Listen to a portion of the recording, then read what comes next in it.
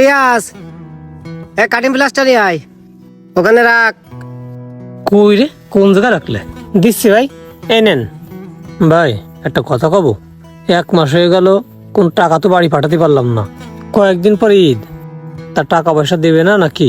এরকম ভাবে আর কয়দিন চলবো কোন? কয়েকদিন পরে ঈদ, টাকা পয়সার কথা করছিস? টাকা পয়সা তো আমারও লাগবে। টাকা তো তোর আর একা লাগবে না। আমি কমানে কন্ট্রাক্টর আসলি, কন্ট্রাক্টর আসুক, তারপরে দুজন একসাথে টাকার কথা কমান। কন্ট্রাক্টর কবে আসবে না? আজ কয়দিন ধরে তো করছেন কন্ট্রাক্টর আসবে না। আসবে না আজকে? আমার সাথে কথা হয়েছে ফোনে, বাইক হয়েছে বিকেলে আসবে না। ও, তাহলে কি করবে এখন আমি? তুই এক কাজ কর, বালিটা বাজাত লাগ, আমি আসতেছি ফেসে। আচ্ছা ঠিক আছে, যাচ্ছি। এতদিন ধরে কাজ করতেছি, প্রচুর টাকা দেওয়ার খোঁজ নেই।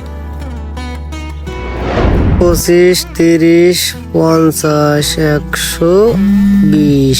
কিটার আবার ফোন দিলে? এই রে, বাড়িতে ফোন দিছে, দেখো দিনই। হ্যালো। আব্বু, কি আব্বা? আশেপাশে সবাই তো ঈদের মার্কেট করে ফেলে আছে, তুমি আসবা না? হ্যাঁ আব্বা, আমি বাড়ি আসবারনি। বড় কাকার ছেলে একটা বুট জুতো কিনেছে, তা আমারও একটা ওরকম বুট জুতো কিনে দিবা। আর একটা প্যান্ট কিনেছে, ফুল প্যান্ট, আমিও একটা ওরকম প্যান্ট কিনবো। তুমি তাড়াতাড়ি বাড়ি আসো। আমি ঈদের একদিন আগে আসবা না আব্বা? তাহলে আমার জামা প্যান্ট কবে কিনবা না তুমি?